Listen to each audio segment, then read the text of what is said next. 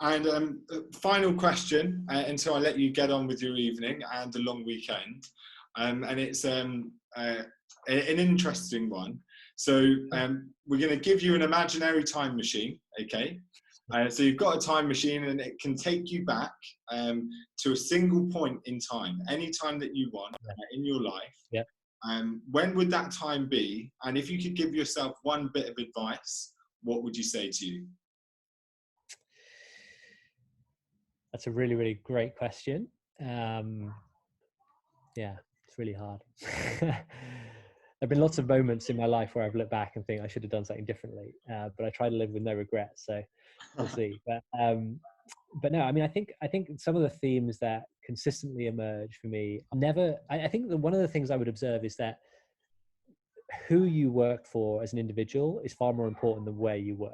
Like that's a big thing for me, and especially I think less so now at my stage in my career. You know, where you work is very important, and you know who you work for is still important. But I think particularly early in my career, having somebody who really wanted me to do well, rather than to keep me in a box or to suppress my ambition or anything like that, and was willing to invest the time in coaching and enablement and so forth, really, really, really influential. And so, just in general, I'd say looking back, always taking the path of working with somebody who was going to be a great cultivator of me in my career would be great.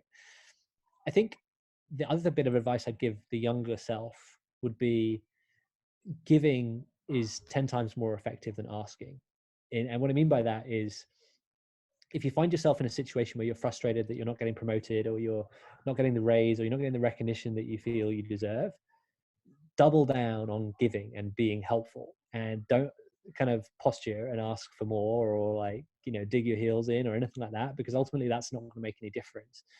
And I think this is partly knowledge that's been learned as a manager myself, is that the people I've gone on to promote and recognize and so forth have been typically just had an incredibly good attitude, and like really, really kind of conscientious, not necessarily super kind of assertive about, I must have this or I'm leaving or anything like that. Like, I just really value people who, are able to find a way to double down on contribution, even when I know they're frustrated, or I recognize that we need to do something for them to help them in their career.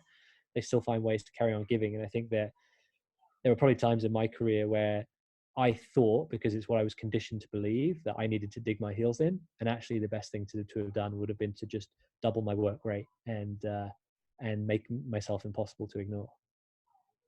Love that. Very inspirational and very true. Yeah. Well, like Tom, you've got a 4-day weekend ahead of you. So I'm not going to take up any more of your time. You've been fantastic. It's been really good to have this conversation and catch you for 40 minutes. You don't usually get a man like you for this long. So I really do appreciate it. Thank you so much. No, you're absolutely welcome, Alex, and always really enjoy chatting with you and the Salient team. So thank you for your generosity in having me on, and we'll obviously catch up soon.